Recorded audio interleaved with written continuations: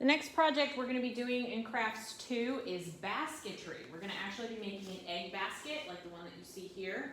The only difference is I do not have any materials to dye the baskets like mine. So ours are mostly going to be natural, like this one. We're going to follow along in our handout with the reading here before we get started on the how-to. It says, what do Native Americans often use to carry and store their supplies? Baskets. One of the oldest Native American crafts is basket weaving. This lesson will focus on the history of Native American basket weaving and the materials and techniques used to create those beautiful containers. Where it began. The oldest examples of Native American basket weaving have been found in the American Southwest. The dry climate of the Southwest helps preserve these baskets, believed to be around 8,000 years old. Baskets were an important part of Native American life. Each basket was created for a specific purpose. These were used for food purposes in the gathering, storing, rinsing, and preparing processes. Baskets were also used for storage of non-food items. Some baskets were very sturdy and used to carry large loads. Some baskets were woven out of very flexible materials so they could be folded up, while others were lined with pitch to make them watertight. During the late 1800s, Native American baskets became popular with non-native people, and the craft became a source of income. Basket weavers hold as high a status today as they did centuries ago. This has guaranteed that the basket weaver's art will not die. The materials that were used for basket weaving vary from tribe to tribe depending on the basket's use and the resources available. Materials gathered during the summer can be made into baskets during the winter months. Cedar bark, spruce roots, and different types of grasses are common basket weaving materials.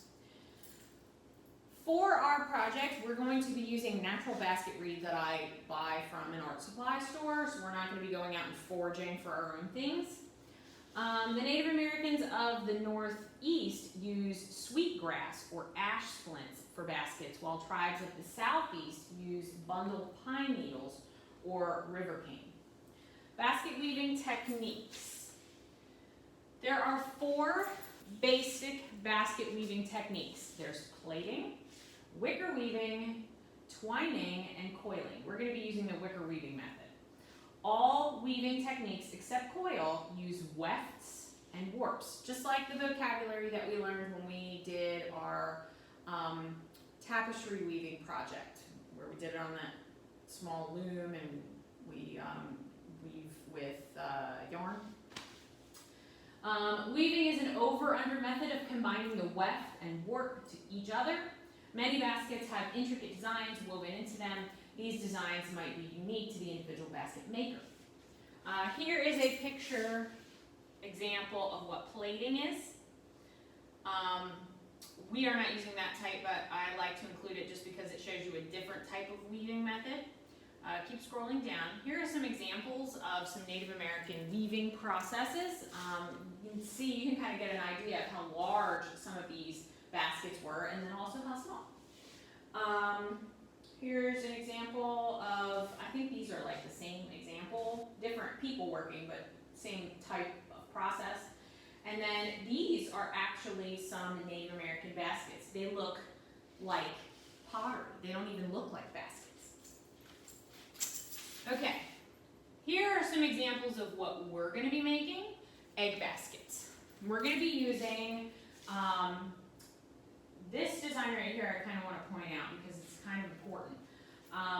You guys in Crafts 1 did your Ojo de Dios project, which is also known as the God's Eye, where you took yarn and you wrapped it around dowel rods to create a design.